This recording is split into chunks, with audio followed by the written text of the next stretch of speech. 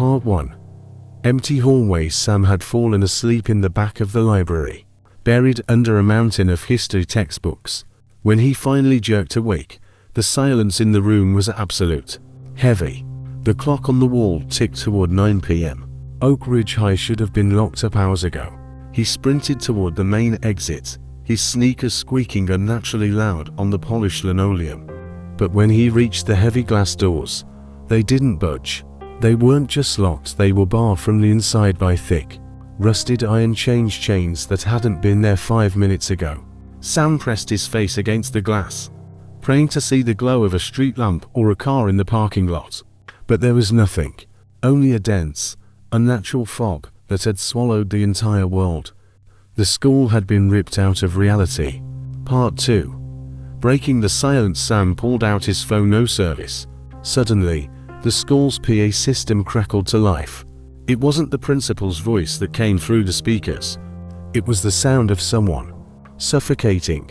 KHH, help me. Followed by a deafening, ear-piercing school bell that made the very walls vibrate until they began to crack. Sam bolted down the hallway.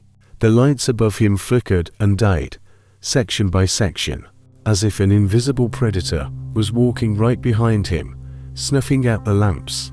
He spun around and saw that in the encroaching darkness, every locker was slowly creaking open. Instead of books, old, rotted school uniforms began to spill out, molding themselves into the shape of hollow, human bodies. Part 3. The history classroom. Sam burst into the history classroom and barricaded the door. With a heavy oak desk, he huddled in the corner, gasping for air, hoping this was just a fever dream. Then, he heard it. The screech of chalk against a blackboard. Screech. Screech.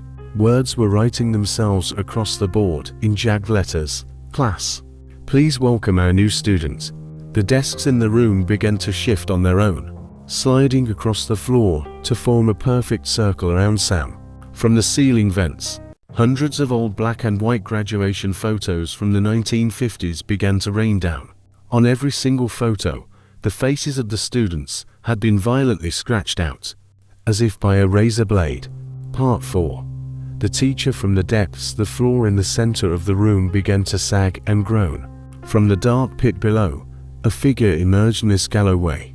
The old school legend said she had lost her mind and perished in a boiler room fire half a century ago. She looked like a charred, forgotten doll. Her skin was like yellowed parchment stretched over bone, and in place of her eyes, two brass school buttons had been sewn into her sockets. In her hand, she clutched a long ruler made of white, human bone. Samuel, she wheezed, and a cloud of chalk dust erupted from her mouth. You are 50 years late for class. For that, there must be a punishment. Part 5. Escape to nowhere. Sam shattered a window with a chair, but there was no street outside. Behind the glass lay another school corridor. Space had twisted into a Mobius strip.